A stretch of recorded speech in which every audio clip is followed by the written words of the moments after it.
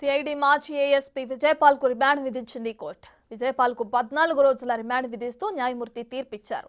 Raghurama custodial torture కేసులో విజయపాల్ ను arrest చేశారు. అంతకుముందు విజయపాల్ ను ఒంగోలు నుంచి గుంటూరుకు తరలించారు. రఘురామను వేధించిందో ఎవరో త్వరలో తేలిపోతుందన్నారు prosecution joint director Rajendra Prasad. నిందితులందరికీ త్వరలోనే చెక్ పెడతామంటున్న రాజేంద్ర ప్రసాద్ తో మా ప్రతినిధి సాయి ఫేస్ టు ఫేస్. రఘురామకృష్ణరాజుకు సంబంధించినటువంటి కేసులో A4 అయినటువంటి విజయపాల్కి 14 రోజులు రిమాండ్ విధించడం జరిగింది. ప్రస్తుతం మనతో పాటు ప్రభుత్వ లాయర్లు ఉన్నారు, మాట్లాడేటటువంటి ప్రయత్నం. సార్, ఎలాంటి వాదనలు జరిగాయి ఈ కేసులో?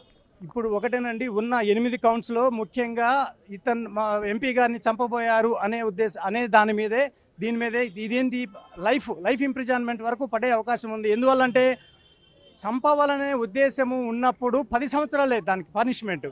కానీ ఆ క్రమంలో ఆ మధ్యలో ఆ విక్టిమ్కి ఎవరైతే ఆయన బాధితుడు ఉన్నాడో అతనికి కానీ గాయాలు జరిగినాయి అంటే, గాయాలు వస్తే మాత్రం ఆ సెక్షన్ వచ్చేసి 14 సంవత్సరాల దాకా లైఫ్ ఇంప్రిజన్మెంట్ వరకు పడే అవకాశం ఉందని మేము జడ్జి గారి దృష్టికి తీసుకెళ్ళాం.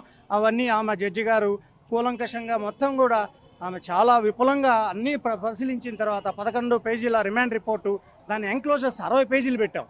అవన్నీ కూడా ఇక్కడ GGH ఈ డాక్టర్స్ ఏం ఇంజురీస్ లేవని ఇచ్చారు మొదట్లో. ఇక్కడ అప్పట్లో ఉన్న గవర్నమెంట్కి వాళ్ళు లోబడి తప్పుడు వూండ్ సర్టిఫికేట్స్ ఇచ్చారు.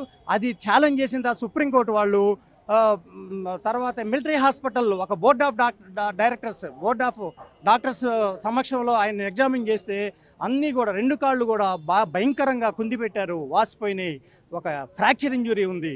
ఆ ఫ్రాక్చర్ ఇంజురీ ఉండటంతో కేసు అంతా కూడా మలుపు తిరిగింది. ఇప్పుడు చాలామంది దీంట్లో ఎంతమంది ఉన్నారో, ఎంతమంది హైయర్ అఫీషియల్స్, హైయర్ స్టేజ్లో ఉన్న వాళ్ళంతా కూడా కుట్రపూర్వకంగా ఈయన చంపాలనే ఉద్దేశంతో ఆ రోజు హైదరాబాద్ ఆయన పుట్టినరోజు ఉన్నప్పటికీ ఆ ఇంట్లో జొరబడి ఆ ప్రహరీ కూడా జంప్ చేసి, అందులో ఆ రోజు మీరు ఇంకొక విషయం గుర్తుపెట్టుకోవాలా, ఈ ప్యానల్స్ అన్నీ కూడా ఎంతమంది 40 మంది ప్రైవేట్ వెహికల్స్లో వెళ్ళారు. ఇప్పుడు CID అంటే వాళ్ళకి ఓన్ వెహికల్స్ ఉంటాయి, చక్కగా వెహికల్స్ ఎంత దూరమైనా వెళ్తాయి, మంచి పొజిషన్లో ఉన్న వెహికల్స్ ఉంటాయి. ప్రైవేట్ వెహికల్స్ తీసుకెళ్ళి ఆ గోడలు దూకి ఆయన్ని అక్రమంగా అన్యాయంగా తీసుకొచ్చి ఇక్కడ బంధించి ఆ నైట్ చంపాలనే ప్లాన్ ఉంది. కానీ దేవుడు ఒక సహకరించాడు కాబట్టి ఇప్పుడు ఈ రోజు రిమాండ్లో పెట్టినటువంటి సెక్షన్లు ఏమేమి ఉన్నాయి? 307 అటెంప్ట్ టు మర్డర్, తర్వాత 326 అంటే బలమైన గాయము చేయటం వల్ల 10 సంవత్సరాల వరకు పనిష్మెంట్ అండి. తర్వాత వాళ్ళు హైయర్ అఫీషియల్స్ వల్ల తప్పుడు సాక్ష్యాలు సృష్టించడానికి తప్పుడు రిపోర్ట్స్ ఇవ్వటం. తర్వాత వీళ్ళందరూ కూడా మూకమ్మడిగా మొత్తం ఇప్పటికి 5, ఇంకా బహుశా 10-15 మంది వరకు వచ్చే అవకాశాలు ఉంటాయి. వీళ్ళందరూ మూకమ్మడిగా అతన్ని చంపాలనే ఉద్దేశంతో అది ఒక సెక్షన్ అండి.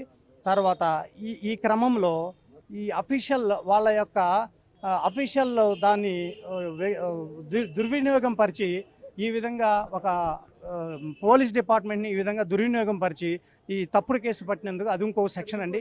మొత్తం 8 సెక్షన్లు పెట్టినాం. 8 సెక్షన్లో ఎక్కువ అటెంప్ట్ మర్డర్ అండ్ ఎక్కువ 326 IPC, ఈ 2 కూడా 10 సంవత్సరాల వరకు శిక్ష పడే అవకాశం ఉంది. కాబట్టి దాని మీదే మేము ఆర్గ్యూ చేసాము. జడ్జి గారు కన్విన్స్ అయ్యారు, 14 రోజులు రిమాండ్ తీసుకున్నారు. రేపు ఎల్లుంట్లో మేము ఆయన కస్టడీ కూడా అడుగుతున్నాం. కస్టడీలో ఎన్నో విషయాలు బయటికి రావాల్సినవి ఉన్నాయి. దీనిలో ఎవరు గూడు పుట్టాని, అసలు మెయిన్ ఎవరు పైనుండి బిహైండ్ ద స్క్రీన్ ఎవరుండి ఈయన చంపాలని ప్లాన్ వేశారనేది రేపు ఇన్వెస్టిగేషన్లో తేలాల్సింది.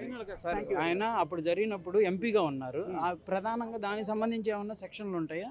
అదే సెక్షన్స్ ఏమి లేవండి. ఒక ఆర్డినరీ పర్సన్కి ఎలా ఉందో ఎంపీ గారికి కూడా లేదా ఎంపీలే మినిస్టర్లకు కూడా అదే వస్తాయి.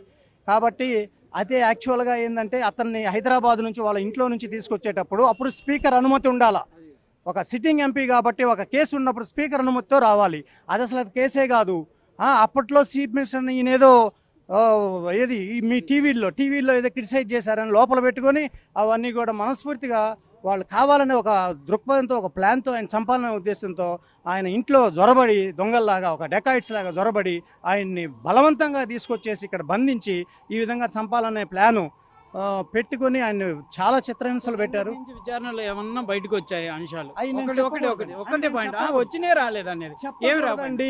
ఇన్వెస్టిగేషన్ లో జరిగేవన్నీ కూడా నేను ఈ టైంలో చెప్పకూడదు. అవన్నీ చెప్తే మరలా లీక్ అవుతాయి, చాలా ఇబ్బంది అవుతుంది. ముద్దాయిలకు ఎప్పుడు నోటీసులు వెళ్ళే అవకాశాలు ఉన్నాయి సార్? ఇస్తారండి, త్వరలో వస్తారు. అవన్నీ కూడా మీరు ఇప్పుడు నన్ను అడగకూడదు. చాలా చాలా డీప్గా ఇన్వెస్టిగేట్ చేస్తున్నారు. దామోదర్ నాయుడు చాలా very much conscious person and young and energetic SP. ఇప్పుడు నౌ ఈజ్ ఐపీఎస్ అండ్ జిల్లా సూపరింటెండెంట్ ఆఫ్ పోలీసు. చాలా చాలా ఇన్డెప్త్ ఇన్వెస్టిగేట్ చేస్తున్నారండి. అందరూ ఒక్కరు కూడా తప్పించుకోలేదు దీంట్లో. బాయ్.